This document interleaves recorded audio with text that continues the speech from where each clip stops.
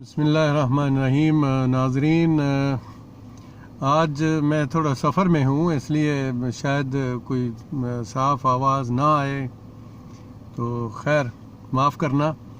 और मैंने कल भी रिक्वेस्ट की थी, आज फिर करता हूँ कि जिन दोस्तों ने मुझे सब्सक्राइब नहीं किया हुआ वो प्लीज़ मेरे इस बरनामज को ज़रूर सब्सक्राइब कर लें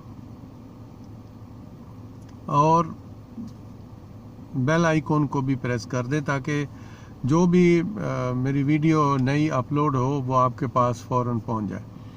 अच्छा, तो बात कल जो हमारे सुप्रीम कोर्ट के चीफ जस्टिस साहब जस्टिस गुलजार अहमद साहब का एक बहुत ही हम कह सकते हैं कि बहुत अप्रिशिएटेबल और बहुत ही अच्छा स्टेप जो कल माशाल्लाह उन्होंने लिया है, इसी की तवक्को थी जनाब चीफ जस्टिस साहब से।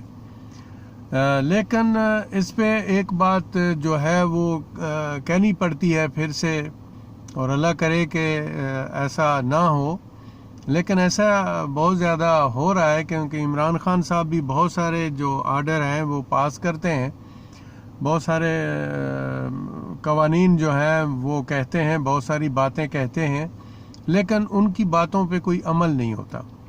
तो इसी तरह यहाँ की ये सूरत हाल है कि जो कल आर्डर हुआ है सुप्रीम कोर्ट का, हुकूमत को भी और नैब के अदारे को भी अल्लाह करे कि उस पे अमल हो जाए। जो सबसे बड़ी बात है कि अमल होना जो है ना वो बहुत ज़रूरी है, इसमें कोई शक नहीं है कि अब अंदाज़ा करें कि 20 साल से चलने वाला जो केस है वो अभी तक फाइनल नहीं हुआ। तो ये भी एक माफिया बना हुआ है। हमारे जो नैब है वो पूरे मुल्क को उसने शिकंजे में लिया हुआ है और कोई फैसले नहीं करते।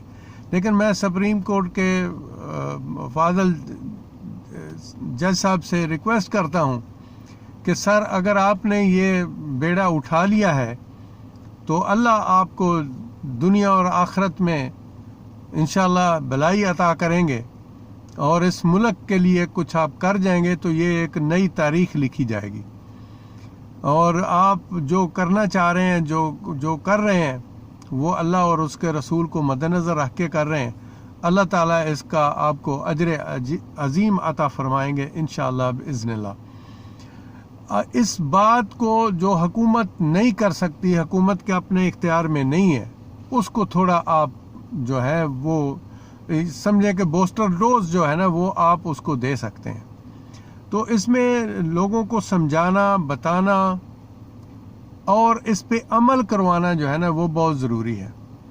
अभी एक चीज़ का और ख्याल रखा जाए, और उम्मीद है इंशाल्लाह आप हमसे बहुत आगे की सोचते हैं और आप ये अमल करवा भी सकेंगे। अब ऐसा ना हो कि जितने ये जो गुनाहगार हैं, ये जितना माफियाज हैं, अब इनको नैब की तरफ से क्लीन चिट्टे मिलना ना शुरू हो जाएं। क्योंकि आज तक तो यही हुआ है कि जितने प्रोसिक्यूशन के केस हैं, जितने प्रोसिक्यूटर हैं नैब के पास, वो जब जाते हैं, जब कोर्टें उनसे पूछती हैं तो वो कहते हैं हमारे पास कोई सबूत नहीं है।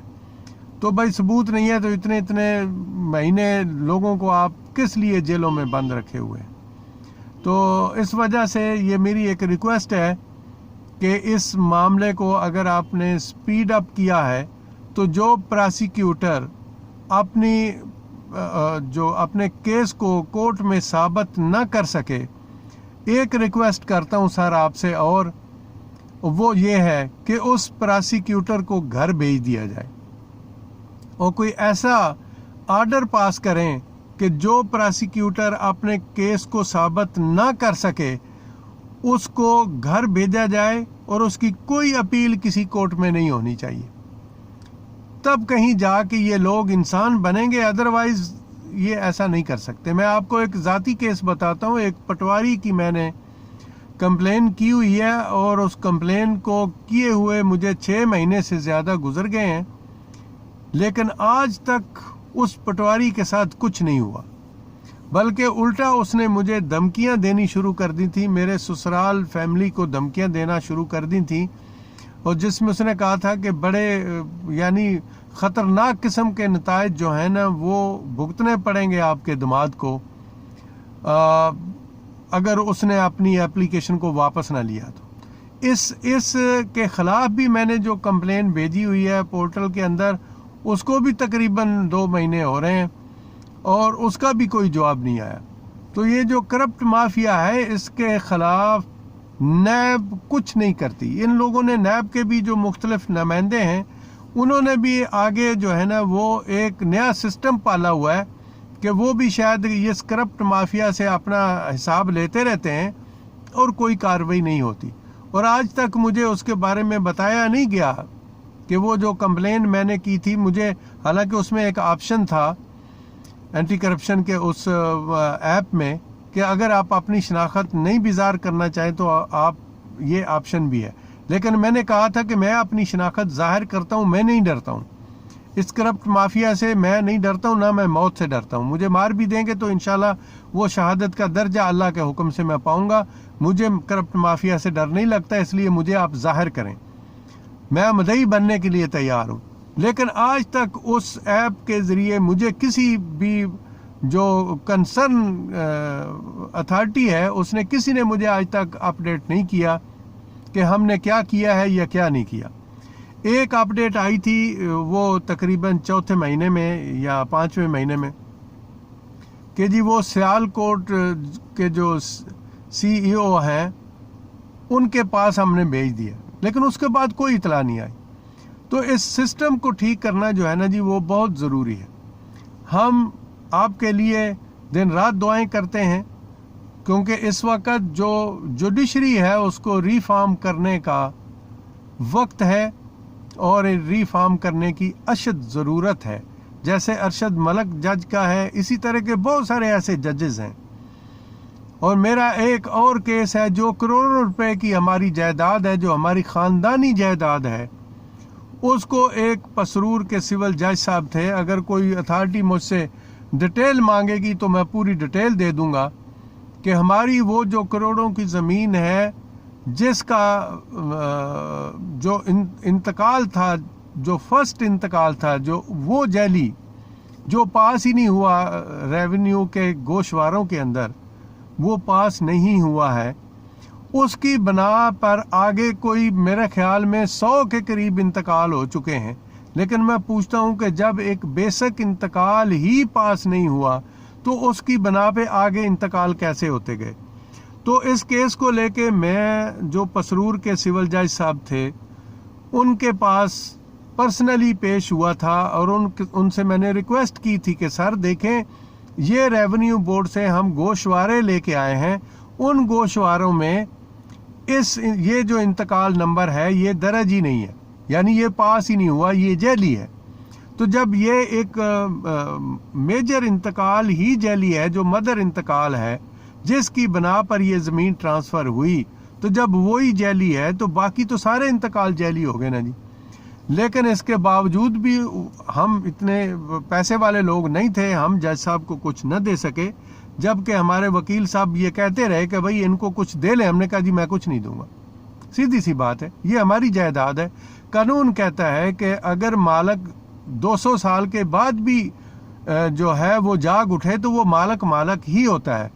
لیکن اس سول جج صاحب نے جو فیصلے میں لکھا، انہوں نے یہ لکھا تھا کہ چونکہ یہ بڑے پرانے قابض ہیں اس زمین کے اوپر، اس لیے یہ انہی کا حق بنتا ہے. تو آپ بتائیں کہ کیسے کیسے جج بھرتی ہوئے ہیں. تو پھر آپ لوگ کہتے ہیں کہ جوڈیشری کے خلاف نہیں بولے، تو کیسے نہیں بولے؟ کروڑوں کی جائیداد جو ہے وہ ان لوگوں کو دے دی گئی جنہوں نے نجائز قبضہ کیا ہوا ہے اتنے عرصے سے، اور جعلی انتقال کے مطابق وہ اس پہ قابض ہو کے بیٹھے ہوئے ہیں. تو آپ بتائیں کہ پھر کیا کر سکتے ہیں؟ تو اس لیے جج صاحب ہم بہت خوش ہوئے آپ کے آرڈر کو دیکھ کر، اور اسی کے ساتھ میں ایک ریکویسٹ اور بھی کرنا چاہتا ہوں کہ آغا افتخار الدین صاحب جو ہیں ان کے اوپر جو دہشت گردی کی دفعہ لگائی گئی ہیں یہ بہت بڑی زیادتی ہے، بہت بڑی زیادتی ہے. ٹھیک ہے انہوں نے گالیاں دی ہیں تو گالیوں کے مطابق جو دفعہ بنتی ہے وہ ان پر لگا دیا جائے، وہ دفعہ ان پہ لگا دی جائے. اور ان گالیوں کی دفعہ میں میرا خیال ہے کہ وہ جو ہے وہ دفعہ جو لگے گی گالیوں کی وہ قابل ضمانت ہے، اور ان کو اس طرح ذلیل کرنا، بند کرنا، یہ کسی طرح کا کوئی انصاف نہیں ہے۔